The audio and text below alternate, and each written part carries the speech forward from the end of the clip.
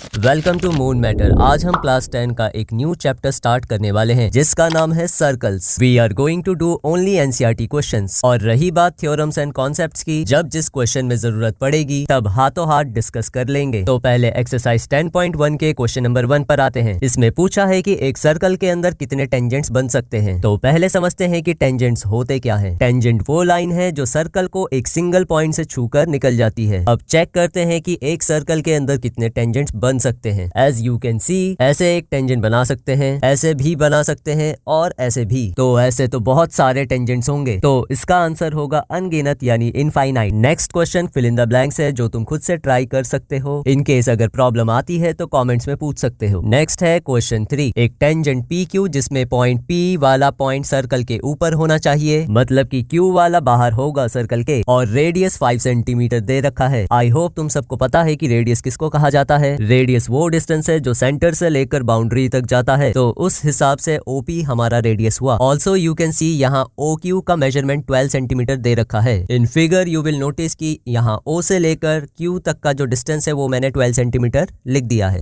तो अब हमें क्या निकालना है, लेंथ पी क्यू, जो कि ये रहा। तो अब जान लेते हैं सबसे पहले थ्योरम के बारे में। जब भी रेडियस और टेंजेंट टच होते हैं तो वहाँ 90 डिग्री बन जाता है उनके पॉइंट ऑफ कांटेक्ट में। लेट्स से कि मैं कोई दूसरा सर्कल बना लेता हूँ और उसमें रेडियस और टेंजेंट कुछ इस तरह बनाता हूँ, तो उनका पॉइंट ऑफ कांटेक्ट 90 डिग्री का बनेगा। ठीक उसी तरह ऐसे भी 90 डिग्री बन सकता है एंड सो ऑन। तो सबसे पहले लिख देते हैं कि angle O P Q 90 degree का है, और साइड में इसका रीजन भी लिख देना है। Radius and tangent are perpendicular at the point of contact. अब इसका क्या फायदा है, क्योंकि अब ट्राइंगल 90 डिग्री वाला है तो हम इसमें पाइथागोरस थ्योरम अप्लाई कर सकते हैं जो हमने 7th एंड 8th क्लास में पढ़ा था। अकॉर्डिंग टू दिस, जो सबसे लंबी साइड होती है 90 डिग्री की उल्टी साइड पर, जो कि इसमें ओ क्यू है, उसको एक तरफ लिखकर उसमें स्क्वायर यानी पावर 2 लगाएंगे, और बाकी के दोनों छोटे वाले साइड्स ओपी और पी क्यू उनको दूसरी तरफ एडिशन में रखेंगे उनके स्क्वायर्स के साथ, और दोनों का आंसर इक्वल होगा। अब इनकी वैल्यूज पुट करेंगे। ओ क्यू की वैल्यू है 12 सेंटीमीटर और ओपी की है 5, और पी क्यू का पता नहीं, तो पी क्यू को एज इट इज लिख देना है नीचे। Now 5 5s are 25 and 12 12s are 144। P Q फिर से एज इट इज। नाउ ये प्लस वाला 25 उधर जाकर माइनस का हो जाएगा। माइनस करने के बाद 119 आ रहा है। जैसे ही हम पी क्यू के ऊपर से स्क्वायर हटाएंगे तो 119 पर रूट लग जाएगा। क्योंकि 119 परफेक्ट रूट नहीं होता, तो इसका आंसर हम इसी हाल में छोड़ देंगे। सो इसका सही ऑप्शन है ऑप्शन डी।